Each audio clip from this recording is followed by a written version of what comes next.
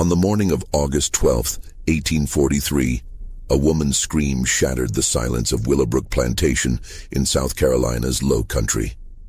What Catherine Hargrove witnessed in her husband's private quarters that morning would trigger a scandal so devastating that newspapers refused to print the details for 60 years. Within 3 days, over 300 citizens gathered in Beaufort's town square to witness a punishment so brutal that witnesses carried the memory to their graves. The county sealed all documents until 1923, and when historians finally opened them, they discovered the truth was far darker than any rumor. This was not just about betrayal. It was about the complete destruction of a man's soul, orchestrated by the one person who knew exactly how to weaponize an entire community's rage. Before we continue with the story of Willowbrook Plantation and the scandal that destroyed the Hargrove family, I need you to do something. If this story is already giving you chills, subscribe right now. We uncover the darkest true stories from America's past, the ones deliberately hidden from history. Tell me in the comments what state you are listening from. Are you close to where this nightmare unfolded? Hit subscribe, because what comes next is much worse. Now let me take you back to 1843, to a world where reputation meant everything, and losing it meant losing your existence. Beaufort, South Carolina, in the early 1840s, was built on contradictions. Spanish moss hung from ancient oaks like funeral shrouds, beautiful and suffocating. The air smelled of salt marsh and magnolia blossoms, sweetness that could not mask the underlying decay. This was where fortunes rose from fields worked by enslaved hands, where white-columned mansions competed for the most impressive display of wealth and power. The Hargrove family occupied the highest tier of this society. Edmund Hargrove, 35 years old in 1843, had inherited Willowbrook Plantation from his father 7 years earlier. 3,000 acres of prime land, a Greek Revival mansion completed in 1838, crystal chandeliers from France, heart pine floors so perfectly joined the seams were invisible.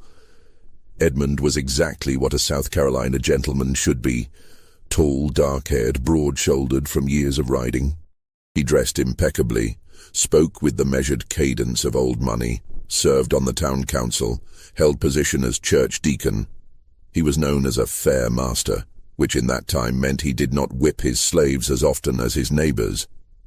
But Edmund Hargrove had a secret that would destroy everything. Catherine Hargrove, born Catherine Pemberton, had married Edmund in 1837.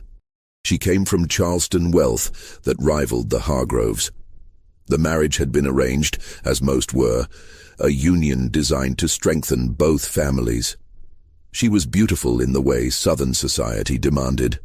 Pale skin protected from sun, dark hair perfectly arranged, waist corseted to fashionable narrowness. She had been educated at Charleston's finest academy, trained in French, piano, watercolors, and the subtle art of managing a household while appearing to do nothing. Their wedding had been the social event of the season. 400 guests at St. Michael's Church. Everyone said they made a perfect couple. Everyone said their children would be beautiful. But 6 years into marriage, there were no children.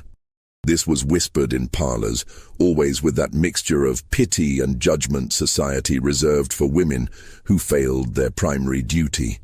Catherine felt the weight of those whispers. She saw Edmund's mother's thinly veiled disappointment. She knew her value diminished with each passing year. What Catherine did not fully understand was why there were no children, why Edmund came to her bed so rarely, why he seemed distant, his mind elsewhere even when his body was present. The truth lived in the quarters behind the main house. The truth had names: Marcus, Samuel, and Daniel. Marcus was 24, son of the plantation's head cook, light-skinned with features that hinted at mixed ancestry no one spoke of openly. He had worked in the main house since 15, first as footman, then as Edmund's personal valet. He was intelligent, able to anticipate needs before they were spoken, moving through the house like a shadow. Samuel was 26, working the stables. Darker than Marcus, muscular from physical labor, with hands equally skilled at managing horses and repairing leather. He had quiet dignity, an inner strength slavery could not quite break. Edmund had noticed him 3 years earlier, begun finding reasons to visit the stables more frequently. Daniel was 21, a house carpenter skilled at detailed woodwork the plantation required. He was slight, almost delicate, with long fingers and an artist's eye. He rarely spoke, his voice soft and careful when he did. He had learned early that invisibility meant survival. Edmund had been careful, so very careful. He met them separately, never together, always late at night in the East Wing where Catherine never ventured. That section was supposedly being renovated, closed off, unused. Edmund had created a sanctuary there, a room with its own entrance from the gardens, simple but comfortable furnishings, a large bed, heavy curtains, a lock, oil lamps casting soft, forgiving light. For 3 years this arrangement continued. Edmund maintained his public persona perfectly. Church every Sunday. Business conducted with ruthless efficiency. Smiles at his wife across dinner tables. And late at night, while Catherine slept in her separate bedroom as was proper, Edmund descended the servants' stairs and crossed through darkened gardens to the East Wing, where one or more of the 3 men would be waiting. These men had no choice. They were property. When their master summoned them, they came. Whether they felt desire, fear, resignation, or complicated mixtures of all 3, their feelings were irrelevant. Survival meant compliance. Refusal meant punishment, sale, separation from family. So they came, when called, kept silent, told themselves they were at least safe from field work that broke other men's bodies, at least had slightly better food, slightly better clothing, small privileges Edmund granted in exchange for their silence and their bodies. But secrets, no matter how carefully guarded, reveal themselves eventually. In a house where dozens of enslaved people moved through shadows, where wives lay awake listening to creaking floorboards, where jealousies and resentments simmered beneath every interaction, a secret this big could only stay hidden so long. Catherine had noticed things, small things at first.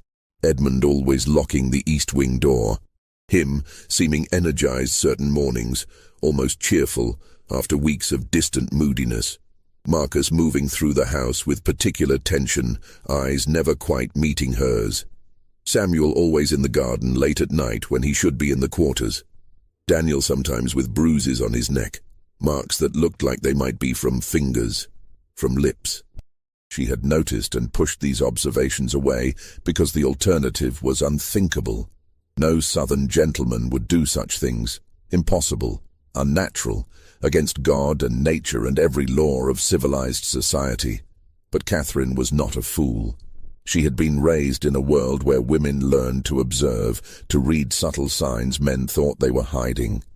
6 years as wife to an increasingly distant husband, enduring pitying looks and whispered conversations, feeling her worth diminish with each childless year. And slowly, like water seeping through foundation cracks, truth had begun penetrating her carefully maintained denial. On the night of August 11th, 1843, Catherine made a decision. She would know the truth. Whatever it was, however terrible, she would see it with her own eyes. Catherine waited until the house was dark and still. She heard Edmund's footsteps in the hallway, heard him descend the servants' stairs. She gave him 10 minutes, enough time to reach the East Wing, to settle in, to believe himself safe. Then she rose from her bed, wrapped a dark shawl around her white nightgown, and followed. The garden was illuminated only by quarter moon and faint glow from slave quarters. Catherine moved carefully, bare feet silent on brick paths. She could hear cicadas in trees, distant river sounds, her own heart pounding so hard she thought it might wake the entire plantation. She reached the East Wing. The side door was slightly ajar. Light flickered from within, casting shifting shadows. Catherine approached slowly, breath shallow, hands trembling. She looked through the gap in the door. The room was larger than expected, furnished with care that made clear this was no temporary arrangement. The bed dominated the space. Covered in fine linens Catherine recognized as missing from household inventory. Oil lamps cast warm light across the scene. Edmund was on the bed, unclothed, his body intertwined with three others. Marcus, Samuel, and Daniel were with him, moving together in ways that left no doubt about what was happening. The sounds, the intimacy, the obvious familiarity of their movements spoke of ongoing, practiced, comfortable relationship. Catherine's hand flew to her mouth, stifling the scream rising in her throat. She stood frozen, unable to look away, unable to process what she was seeing. Her husband, the respectable planter, church deacon, pillar of society, engaging in acts that were not only illegal, but considered the deepest possible depravity. In 1843, South Carolina, what Catherine witnessed was a crime punishable by death. Not just for Edmund, but for Marcus, Samuel, and Daniel as well. The law made no distinction, showed no mercy. The act itself was called sodomy, though that word was rarely spoken aloud. It was considered abomination, sin so terrible that even discussing it could corrupt decent people. Catherine watched perhaps 30 seconds, though it felt like eternity. She watched Edmund kiss Marcus with tenderness she had never experienced in their marriage. She watched Samuel's hands move across Edmund's back with obvious familiarity. She watched Daniel whisper something that made Edmund laugh, genuine, unguarded laugh she had not heard in years. In that moment, watching her husband show more authentic emotion and desire with three enslaved men than he had ever shown with her, Catherine felt something cold and hard crystallize in her chest. Not just betrayal, though that was present. Not just humiliation, though she felt that too. What she felt was rage, pure, focused, calculating rage. She had given this man 6 years of her life, endured whispers and judgment, diminished herself trying to be the perfect wife. And all the while, he had been here, in this room with these men, living his true life while she lived a lie. Catherine backed away from the door, mind already racing. She returned to the house, climbed stairs to her room, sat at her writing desk. Her hands were steady now, breathing calm. She lit a candle and pulled out paper. She began to write 3 letters, one to Edmund's mother, one to Sheriff Charles Dunmore, one to Edmund himself. In each, she described what she had witnessed, sparing no necessary detail to convey the full horror. She sealed all 3 letters, then walked to Edmund's door and slid his letter underneath. She returned to her room and lay in bed, fully dressed, waiting for sunrise. Edmund found the letter at dawn. He picked it up, broke the seal, read. Color drained from his face. Hands began shaking. He read 3 times, as if repetition might change the words. Catherine had seen him. She knew everything. And she had already written to the sheriff and his mother. Edmund's first instinct was panic. Run. Saddle a horse. Ride north. Disappear. But where would he go?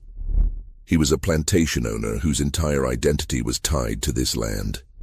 He had no skills beyond managing enslaved labor and maintaining social position. Without Willowbrook, without the Hargrove name, he was nothing. His second instinct was denial. Perhaps he could convince Catherine she misunderstood. But even as these thoughts formed, he knew they were desperate and foolish. Catherine had described details proving beyond doubt she had witnessed exactly what she claimed. His third instinct was rage. How dare she threaten him? But that rage died quickly, because Edmund knew the truth. He had betrayed her, lived a lie, and in the rigid moral universe of antebellum South, what he had done was unforgivable. He walked to Catherine's bedroom and knocked. No answer. He tried the handle. Locked. He knocked again, harder. "Catherine, we must talk, please." Her voice came from behind the door, calm and cold. "There is nothing to discuss, Edmund. The letters have been sent. Sheriff Dunmore will arrive within the hour. Your mother shortly after. I suggest you use whatever time remains to make peace with God, since you will have no peace in this world." Edmund pressed his forehead against the door. "Please, Catherine, I can explain. Explain how you have spent 3 years defiling yourself and your slaves. Explain how you have made mockery of our marriage and our name. There is no explanation that matters, Edmund. You are a sodomite. That is what you are. That is all you are. And everyone will know it by sunset. Sheriff Dunmore arrived at 7:30 with 2 deputies. Catherine met them at the door, still in night clothes with wrapper thrown over. She invited them inside, offered coffee, explained the situation with calm, measured tone of woman reporting a property dispute. The sheriff was large, 60 years old, gray beard, eyes that had seen every variety of human wickedness. He had known Edmund since Edmund was a boy, attended the wedding, been guest at Christmas parties. As he listened to Catherine describe what she witnessed, as he read her detailed account, his face darkened with betrayal, mixed with disgust, mixed with cold determination of a man who knew exactly what the law required. These are serious charges, Mrs. Hargrove. The most serious a man can face in this state. I am aware, Sheriff, which is why I sent for you immediately. My husband is in his study. The 3 slaves he was with are in the quarters. I want them all arrested. I want this handled according to the full extent of the law. The sheriff nodded slowly. Where did this incident occur? The East Wing. There is a room there, furnished for this purpose. You will find everything exactly as I described. Sheriff Dunmore motioned to his deputies. They moved through the house with Catherine leading. She showed them the East Wing, the side door, the room itself. The bed was still unmade, lamps still burning low. Evidence of what occurred was everywhere, impossible to deny. The sheriff's jaw tightened. This was violation not just of law, but of entire social order. Edmund Hargrove was one of the wealthiest men in the county, respected citizen, community leader. And now he would have to be destroyed, publicly and completely, because the alternative was to let such behavior stand unpunished, which would shake the very foundations of their society. Arrest Mr. Hargrove, the sheriff told his deputies. Bring him to town jail, then go to quarters and arrest the 3 slaves, Marcus, Samuel, and Daniel. The deputies moved to the study. Edmund did not resist. He stood when they entered, set down his glass, held out wrists for shackles. His face was blank, empty of expression. He looked at Catherine once as they led him past her in the hallway. She met his gaze without flinching. I hope you understand what you have done, Edmund said quietly. This will destroy you as much as it destroys me. Catherine smiled, a cold, terrible smile. I know exactly what I have done. I have revealed you for what you are. I will survive this, Edmund. I will return to Charleston, to my family. I will be the wronged wife, the innocent victim of your depravity. But you will be nothing. Just a name people whisper about, a cautionary tale, a warning about consequences of unnatural vice. Edmund said nothing more. Deputies led him outside to a waiting wagon. Within minutes, he was on his way to Beaufort Town Jail, shackled like common criminal. His fall from grace so sudden and complete, it seemed almost unreal. Marcus, Samuel, and Daniel were taken from quarters in chains. Their families watched in silent horror, understanding their loved ones were caught in something that would likely end in death. In 1843, South Carolina, slaves had no legal defense against such charges. If a white man claimed they participated in sodomy, their guilt was assumed. By noon, all 4 men were locked in separate cells. By evening, everyone in Beaufort knew. The news spread like wildfire, whispered in shops and parlors, discussed in horrified tones over dinners, debated in taverns. Edmund Hargrove, the respectable planter, was a sodomite, caught in the act with 3 male slaves. His wife had discovered him and reported him to law. The scandal was so enormous it dwarfed every other topic. Nothing else mattered except this one terrible revelation. The week between Edmund's arrest and his trial felt suspended in time, as if all Beaufort was holding its breath. The town had never experienced scandal of this magnitude. Murder they had seen. Theft, adultery, drunkenness, violence, all the usual sins had passed through the courthouse. But this was different. This touched something deeper and more terrifying. A violation so profound it threatened the very order of their world. Judge Howard Middleton presided over Beaufort County's legal proceedings. 68 years old, War of 1812 veteran, known for strict law interpretation and unwavering commitment to maintaining social order. When he received documents related to Edmund's arrest, he sat in chambers for over an hour, reading and rereading charges. He had known Edmund since childhood, signed the marriage license, approved loans for Willowbrook expansion. Now he was being asked to preside over Edmund's destruction. The law was clear. South Carolina statutes defined sodomy as the abominable crime against nature, prescribing punishment of either death or such lesser penalty as court deemed appropriate.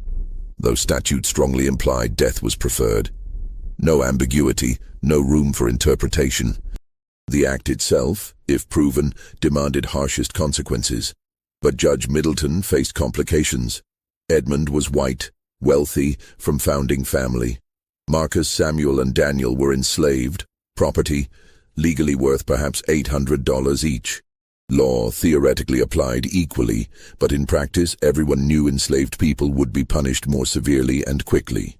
The question was how to handle Edmund without creating precedent that might threaten other wealthy white men with secrets they preferred hidden. On August 15th, Judge Middleton called private meeting. Present were Sheriff Dunmore, County Prosecutor Richard Fellows, 3 prominent citizens including mayor and 2 church deacons. Catherine was not invited, nor was anyone representing Edmund. "Gentlemen," the judge began, "we face situation requiring both justice and discretion. Charges against Mr. Hargrove are supported by unimpeachable evidence. His wife witnessed the crime directly. Physical evidence corroborates testimony. If this were any other man, any man of lesser standing, we would proceed directly to conviction and sentencing without hesitation. But it is not any other man." Mayor Thomas Pritchard interjected. "It is Edmund Hargrove. His family has been part of this community 3 generations. His plantation employs hundreds, directly or indirectly. If we execute him, what happens to his slaves? His property? The debts he owes and debts owed to him?" Prosecutor Fellows, thin man with wire-rimmed spectacles, shook his head firmly. "With respect, Mayor, we cannot allow wealth or status considerations to interfere with justice. If we treat Mr. Hargrove differently than we would treat poor farmer or shopkeeper, we undermine entire foundation of law. Crime is same regardless of who commits it." "Fellows is right," Sheriff Dunmore added. "I have the man in my jail, 3 slaves who participated. If we let any escape justice, what message does that send? That wealthy can do whatever they wish? That law only applies to common folk?" Reverend Samuel Cartwright spoke, voice grave with moral certainty. "This is not merely legal matter, gentlemen. It is spiritual crisis. What Mr. Hargrove has done is abomination before God. It corrupts natural order, threatens moral foundation of our society. If we show mercy, soften punishment, we suggest such behavior is somehow forgivable. We cannot do that. We must not." Judge Middleton nodded slowly. "Then let me propose a course of action. We will hold trial. Present evidence, given circumstances, conviction is certain. But I will use discretion in sentencing. Mr. Hargrove will not be executed." The room erupted in objections, several men speaking at once. Judge raised hand for silence. "Hear me out. Death would be mercy for man in his position. Quick end, closed coffin, private burial. His family could mourn and move on. No, what I propose is worse than death. Public punishment of such severity that Edmund Hargrove will wish we had hanged him. Destroy not just his body but his soul, his reputation, his very identity. Make entire community witness it, so everyone understands exactly what happens to men who commit this crime." "What form would this punishment take?" Prosecutor asked. Judge Middleton's expression was cold, calculating. "The pillory and whipping post in Town Square, but not for hour or 2, for 3 full days. Locked in pillory from dawn to dusk, exposed to elements, insects, jeers and curses of anyone who passes. And at noon each day, public whipping. Not enough to kill him, but enough to scar permanently. enough to ensure for rest of his life he carries marks of shame on his body. Room fell silent. Even men most insistent on harsh punishment seemed taken aback by brutality of proposal. "And the slaves?"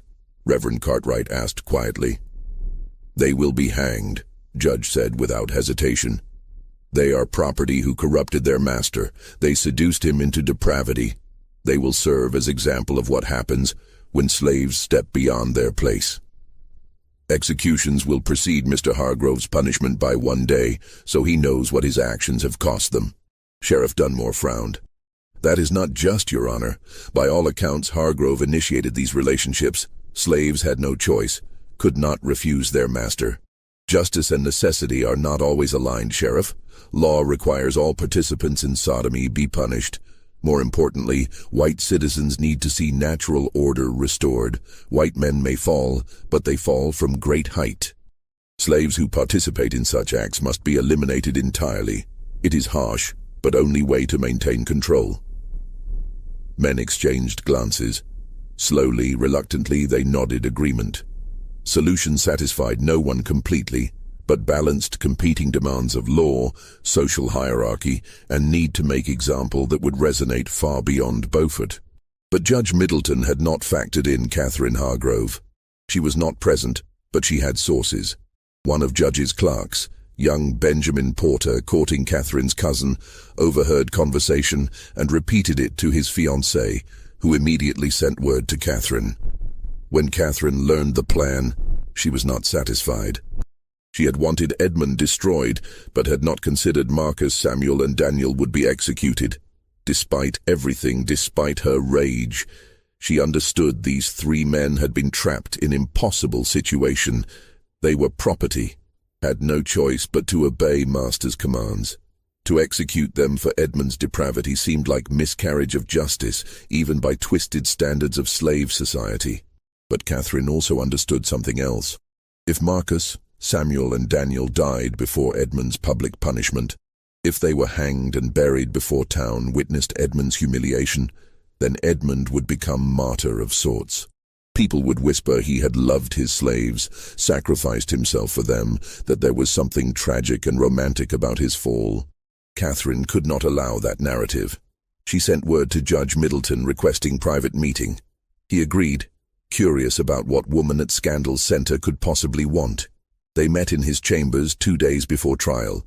Catherine arrived, dressed in full mourning black, though no one had died. Deliberate choice, visual representation of death of her marriage, her hopes, her future.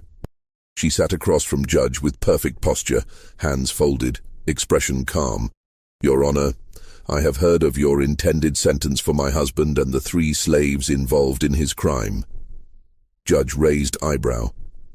"That was private discussion, Mrs. Hargrove. How did you come to know of it?" "In town this size, Your Honor, very little remains private long.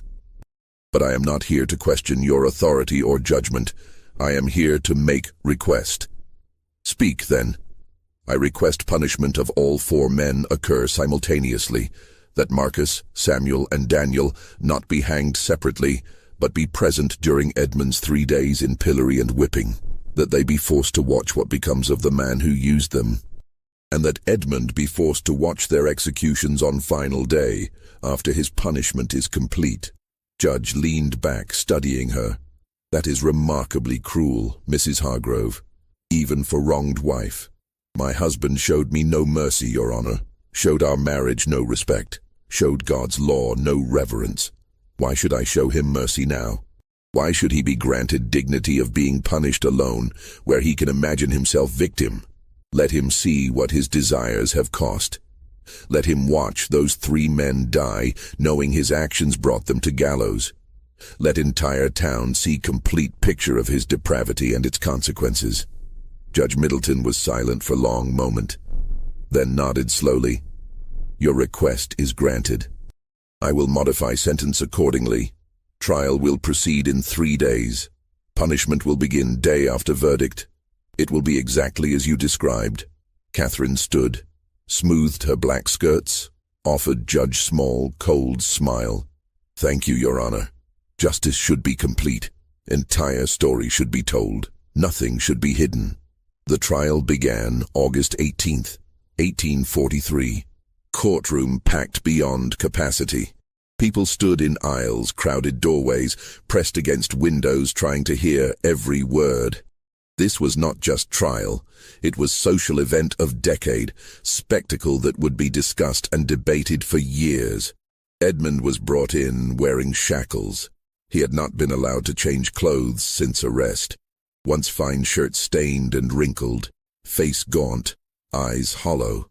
He looked like man who had already died inside, going through motions of living because he had no other choice. Marcus, Samuel, and Daniel were brought separately, also in chains.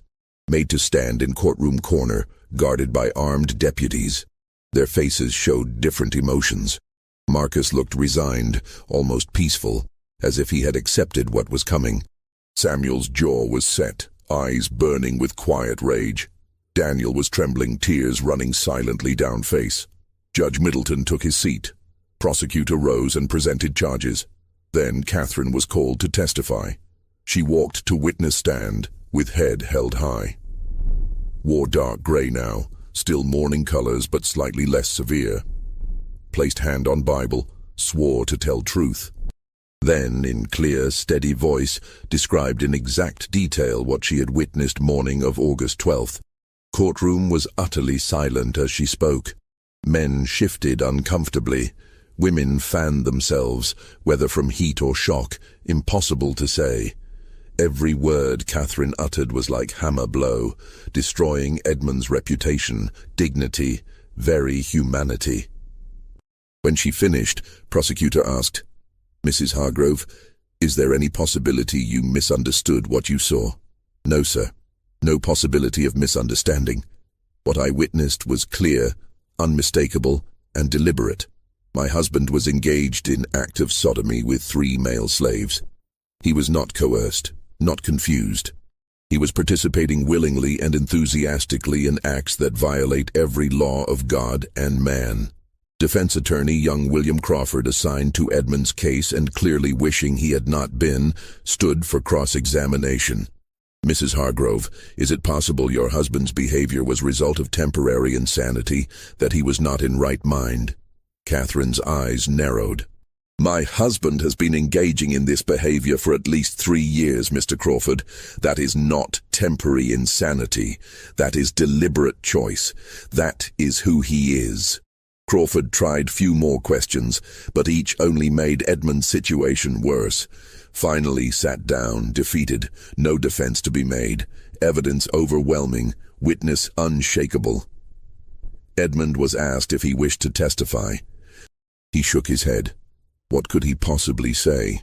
Truth was undeniable. Marcus, Samuel, and Daniel were not allowed to testify. Slaves could not give evidence in court except in limited circumstances, and this was not one. Their guilt was assumed based on Catherine's testimony and physical evidence. They had no voice, no chance to explain or defend.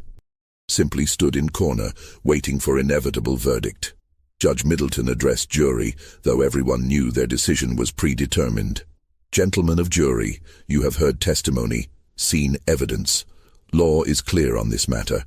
Sodomy is crime of highest order, abomination that threatens moral fabric of our society.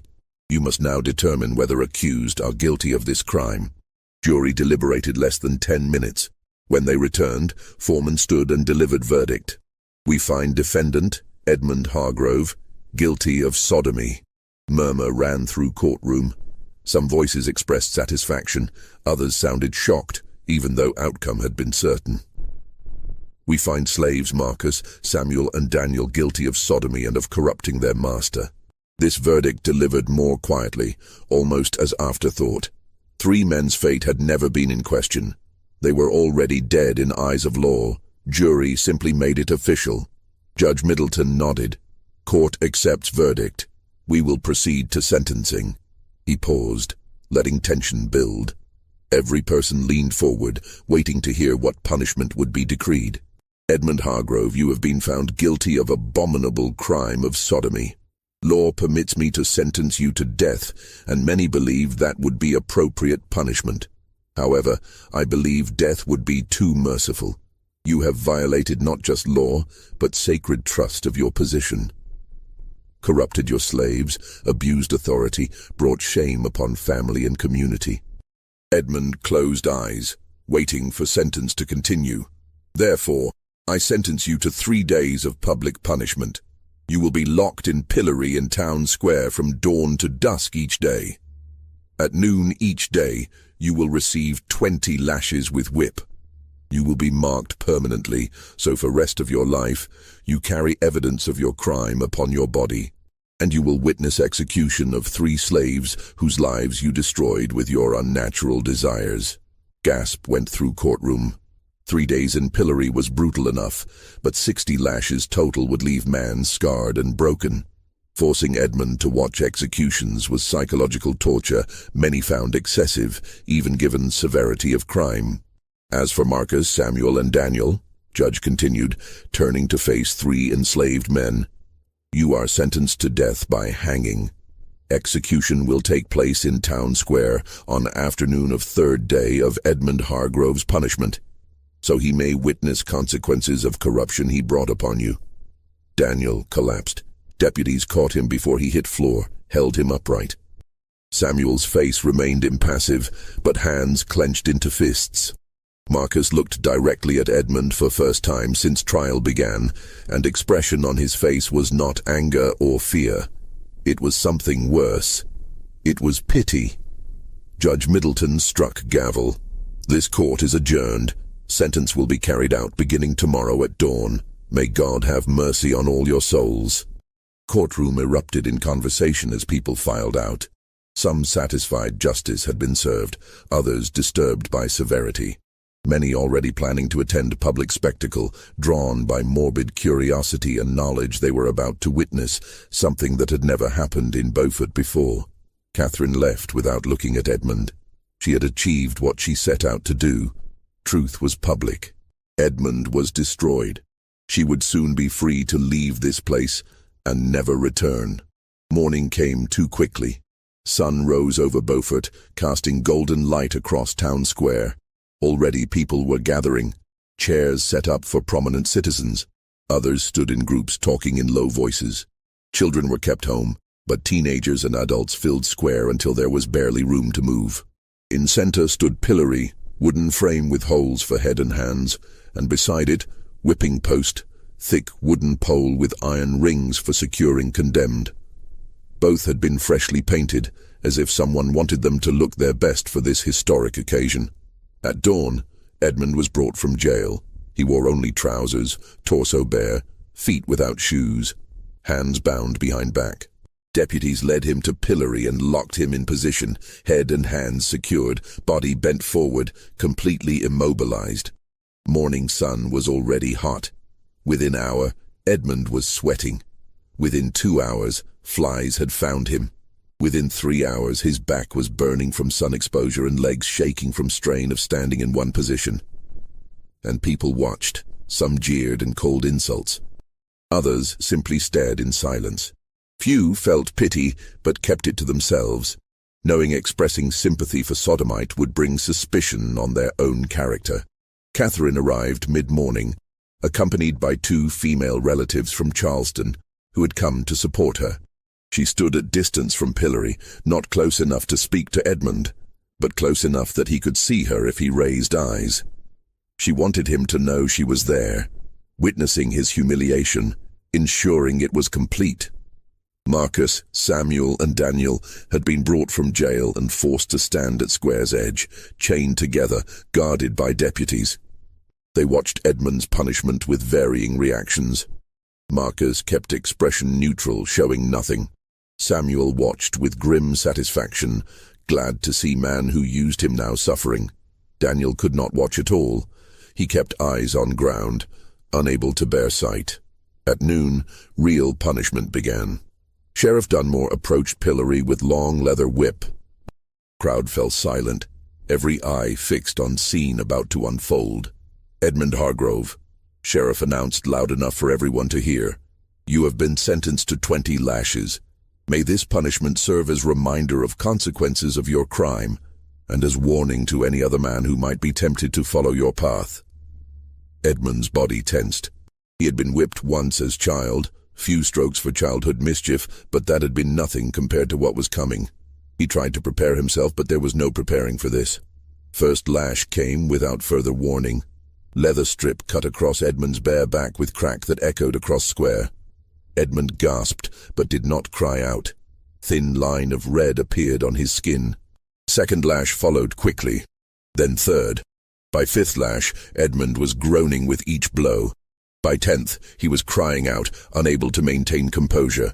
By 15th, he was sobbing, body shaking with each impact. Skin on back was torn in multiple places, blood running down to soak into waistband of trousers. 20th lash finally came.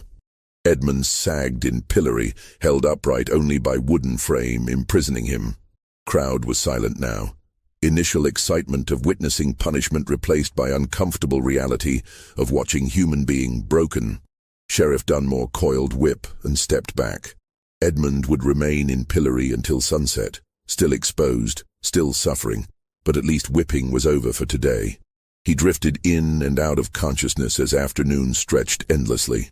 People came and went, some staying hours, others just passing through to see spectacle with own eyes. Finally, as sun approached horizon, Sheriff returned. He unlocked pillory, and Edmund collapsed immediately, unable to stand. Deputies caught him, dragged him back to jail, where doctor had been ordered to examine him and ensure he would survive to endure next 2 days.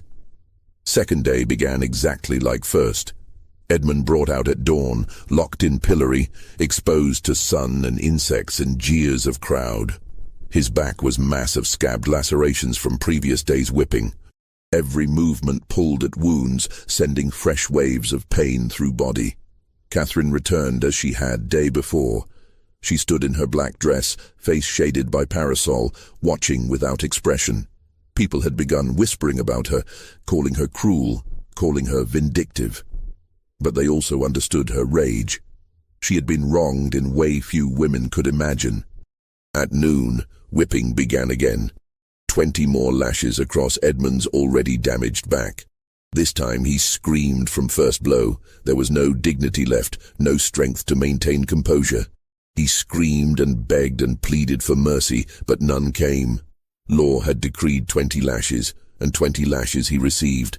When it was over, Edmund's back looked like raw meat. Doctor would later comment he had never seen man whipped so severely survive, but Edmund did survive, though there were moments when he wished he had not. Third day arrived. Edmund was brought to pillory for final time. His body was barely recognizable. Back covered in blood-soaked bandages, face swollen from sun exposure and insect bites. Legs could barely support weight, but sentence was clear. 3 days in pillory, 3 sessions of whipping. Law would be fulfilled. Crowd that day was largest yet. Word had spread throughout county. People had traveled from neighboring towns to witness conclusion of Edmund Hargrove's punishment and execution of 3 slaves. Square was so packed, the deputies had to form perimeter to keep crowd from pressing too close to pillory and gallows that had been erected overnight. Gallows were simple but effective, wooden platform with 3 nooses hanging from crossbeam. They had been positioned so Edmund, locked in pillory, would have clear view of executions. This was Catherine's final gift to her husband, knowledge that his desires had directly caused these men's deaths, and obligation to watch as they died. Final 20 lashes came at noon. Edmund barely reacted this time. He was beyond screaming, beyond begging. He simply endured, body jerking with each impact, blood flowing freely from reopened wounds. When whipping ended, he hung limply in pillory, more dead than alive. But he was conscious. That was important. Doctor had been instructed to keep him conscious no matter what, because he needed to witness what came next. At 2 o'clock in afternoon, Marcus, Samuel, and Daniel were brought from jail. They walked through crowd, chains clanking with each step. People fell silent as 3 men climbed steps to gallows platform. Minister, Reverend Cartwright, stood on platform, waiting. He held Bible and attempted to offer final prayers, but Daniel interrupted him. "Save your prayers, Reverend," Daniel said, voice surprisingly strong despite fear. "We do not need prayers from God who allowed this to happen. If there is God who sees what is happening here today and does nothing to stop it, then that God is no God at all." Reverend recoiled as if struck. "You blaspheme in your final moments?" "I speak truth in my final moments," Daniel replied. "Something no one else in this town seems capable of doing." Samuel spoke next, looking out at crowd. "You call us criminals, you call us corruptors, but we never had choice. When our master called us, we came. That is what slaves do. We survive however we can. And now you kill us to protect your own sense of order. Remember that. Remember what you did here today." Marcus said nothing. He simply looked at Edmund, still locked in pillory 20 feet away. Their eyes met for a brief moment, and something passed between them, some final acknowledgement of strange and terrible relationship they had shared. Executioner, man named John Kelly, who served as county's designated hangman, placed nooses around each man's neck. He adjusted them carefully, ensuring they would work as intended, then stepped back and waited for signal from Judge Middleton, who stood at base of gallows. Judge looked at pocket watch. At exactly 2:15 he nodded. Executioner pulled lever. Trapdoors beneath Marcus, Samuel and Daniel opened simultaneously. 3 men dropped, ropes went taut, and necks broke with audible cracks that carried across silent square. They died quickly at least. That was only mercy afforded them. Bodies swung gently in afternoon breeze, 3 men who had been property in life and remained property even in death. Edmund watched it all. He watched Marcus die. He watched Samuel die. He watched Daniel die. And something inside him broke that no amount of physical punishment could have broken.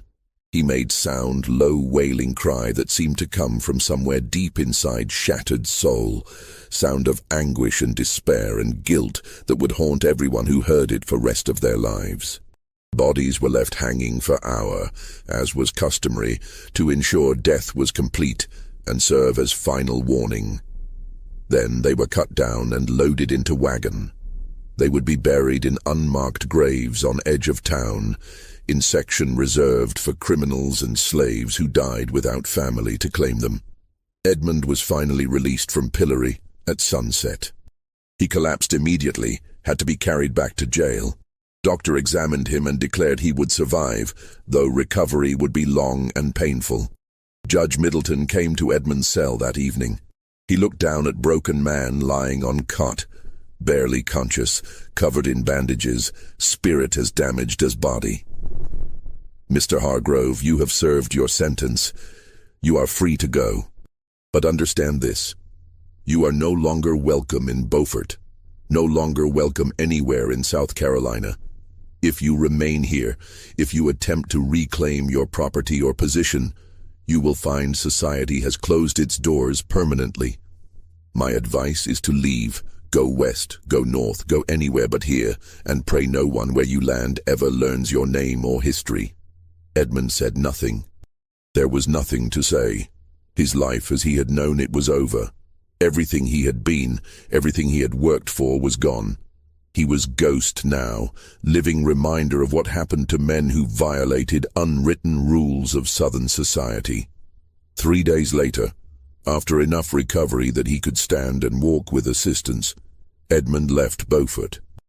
He took nothing but clothes on back, and small amount of money court had allowed him to keep from sale of possessions. Willowbrook Plantation was sold at auction to pay debts. Enslaved people, including Marcus's wife Rachel, were sold separately to various buyers throughout region.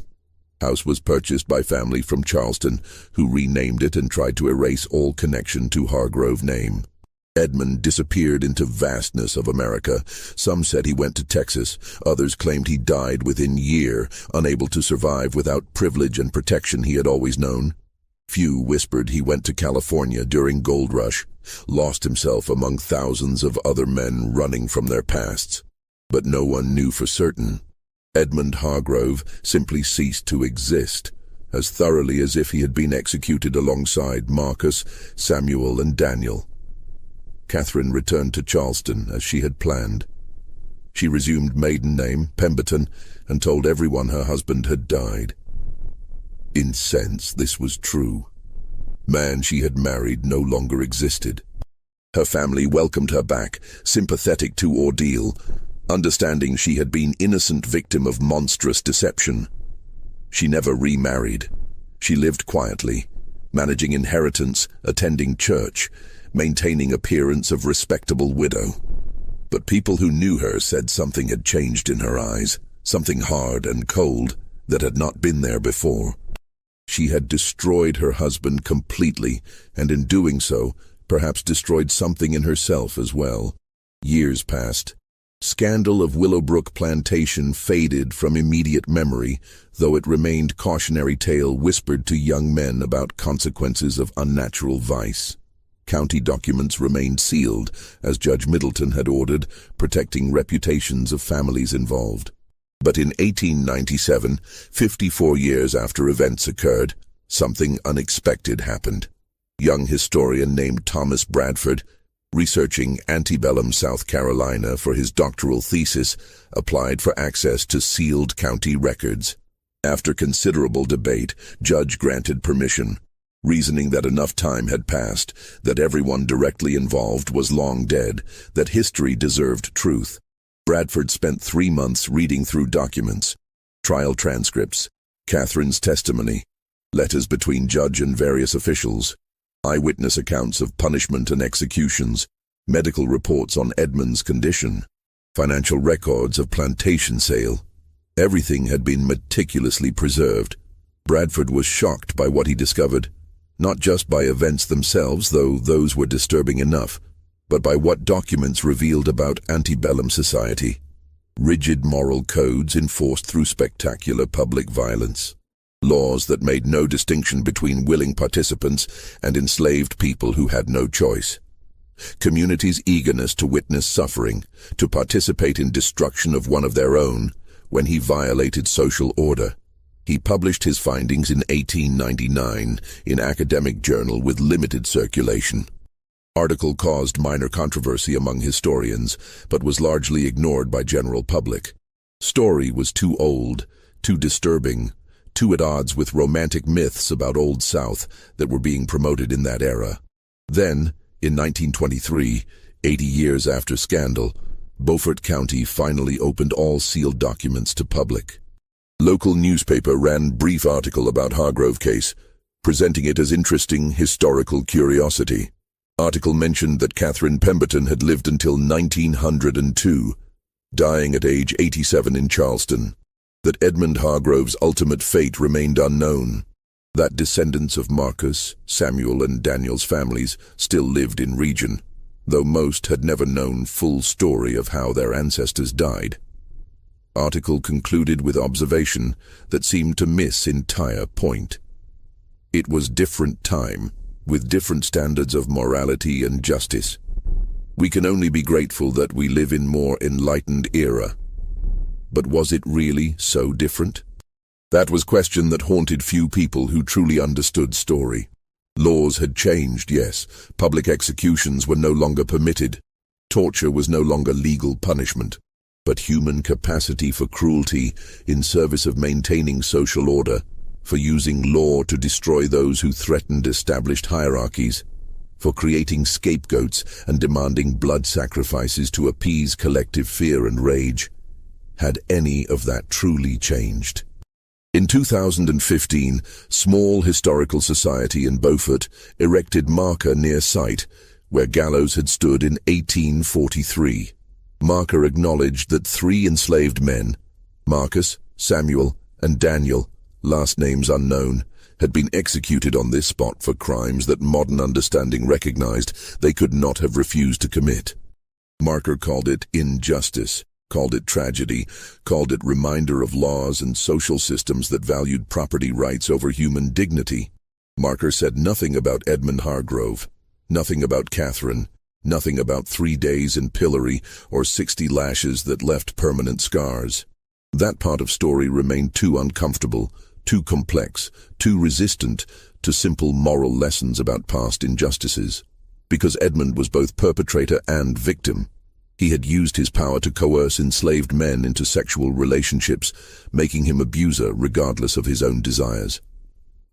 But he had also been destroyed by society that gave him no way to exist as who he truly was, forcing him to hide, to lie, to create secret room where he could be authentic for few stolen hours. Catherine was both victim and perpetrator. She had been genuinely wronged, trapped in loveless marriage, subjected to years of humiliation and judgment. But she had also orchestrated punishment of extraordinary cruelty, ensuring not just Edmund's physical destruction, but his psychological and spiritual annihilation. Marcus, Samuel, and Daniel were purest victims in story, men who had no choices, no power, no voice, who were used and then executed to maintain social order they had no role in creating.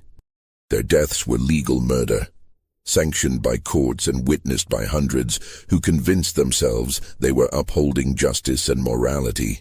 And crowd, 347 citizens who gathered in Beaufort Town Square over 3 August days in 1843, who watched man being tortured and 3 men being hanged, who brought their families to witness, who jeered and threw things and called it righteousness. What were they? Were they monsters? Or were they ordinary people who had been taught that maintaining social order required spectacular violence, that some lives were worth less than others, that public suffering served higher purpose? These questions have no easy answers. History rarely does. What happened at Willowbrook Plantation and in Beaufort Town Square was not aberration. It was logical extension of laws and social systems that existed throughout antebellum South, throughout America, throughout human societies that build themselves on hierarchies of power and enforce those hierarchies through violence.